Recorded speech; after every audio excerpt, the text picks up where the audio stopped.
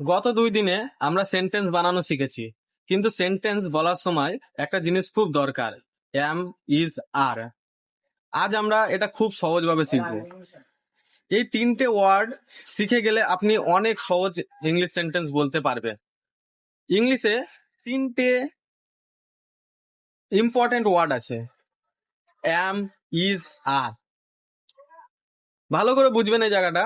M, is, আর কেন ব্যবহার হয়, কোথায় ব্যবহার হয়, এই দুটো জিনিস ভালো করে বুঝে গেলে আপনার সেন্টেন্স বানাতে খুব একটা মুশকিল লাগবে না।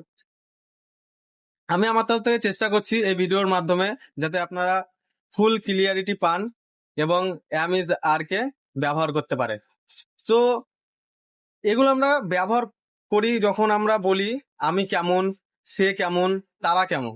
এক্সাম্পল ধরুন, I am happy, she is happy, they are happy.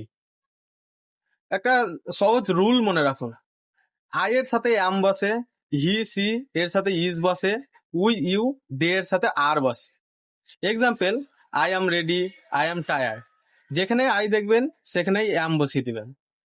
He, C যেখানেই দেখবেন সেখানেই ইজ বসাবেন। Example, she is happy, he is busy. And you, we, they যেখানে দেখবেন সেখানেই তার পাশে আর বসবে। Example, you are good, they are friends. Easy memory trick মনে রাখুন, ছোট করে মনে রাখার জন্য আই এর পাশে অ্যাম বসে, হি এবং সি এর পাশে ইজ বসে, ইউ, উই, দে এর পাশে আর বসে। প্র্যাকটিস করুন আমার সাথে। এখন আপনি চেষ্টা করুন নিজে নিজে। আমি কমেন্টে কিছু কোয়েশ্চেন পিন করে দেবো, ব্ল্যাঙ্ক সেন্টেন্স। আপনারা নিজের মতো সেন্টেন্স বসিয়ে নেবেন, ঠিক আছে? অবশ্যই কমেন্টে প্র্যাকটিস করুন, কারণ ইংলিশ সহজ যদি প্রতিদিন প্র্যাকটিস করেন। ফলো করুন ডে 4 লেসন, কাল আসছে। ভিডিওটি ভালো লাগলে লাইক, কমেন্ট এবং শেয়ার করবেন। চ্যানেলে নতুন থাকলে অবশ্যই সাবস্ক্রাইব করবেন।